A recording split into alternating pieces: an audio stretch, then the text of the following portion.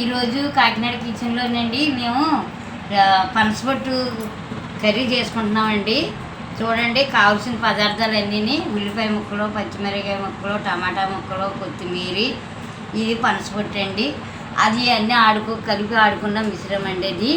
చూడండి, అందులో జీడిపప్పు, కొబ్బరికాయ ముక్క, ఎల్లుల్లిపాయ, అల్లము ఆడుకున్నామండి.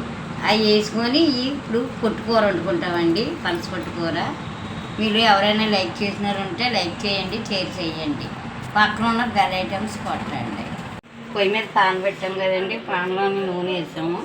నూనె కాగింది. ఉల్లిపాయ ముక్కలు వేస్తామంటారండి.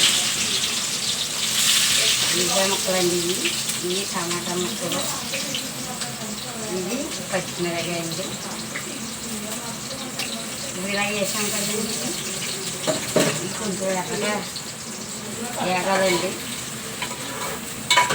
వేగిన తర్వాత పొట్టు వేసేటప్పుడు మళ్ళీ పెట్టేస్తారు.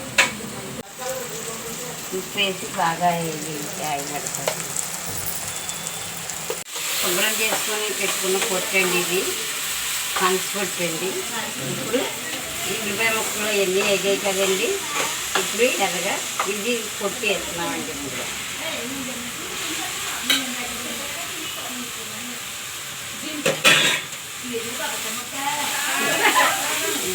బాగా వేగాలి. ధనియాల పొడి, జగేర పొడి వేసాం కదండి. ఇప్పుడు ఇది జీలకర్ర పొడి అండి వేసుకోవాలండి. వేసాం కదండి అన్నీ వేసుకొని ఇప్పుడు కొద్దిగా వాటర్ వేసుకొని ఉడకాలండి. కూర బాగుంటుంది. ఎక్కువ వాటర్ వేసుకొని ఉడకనివ్వాలి. చూడండి, కొబ్బరిని, గసగసాలు, జీడిపప్పు, అల్లం ఇది టేస్ట్ అండి. ఇవి వేసేస్తాం.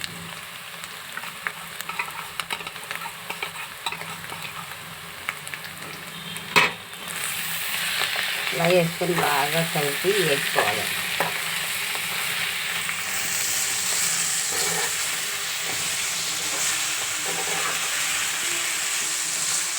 ఇప్పుడు కారం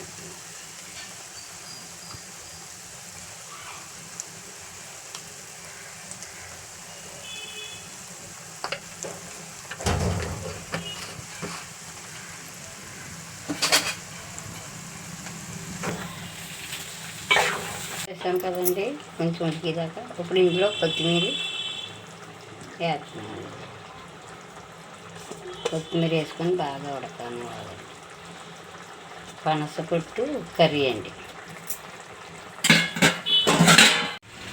చూడండి, పనసపొట్టు కర్రీ అవుతుంది, ఉడుకుతుంది. చూడండి ఎంత టేస్ట్గా ఉందో, ఎంత కైమాల కూరలాగా ఉందండి. చాలా టేస్ట్గా ఉంటుందండి, చాలా రుచిగా ఉంటుందండి.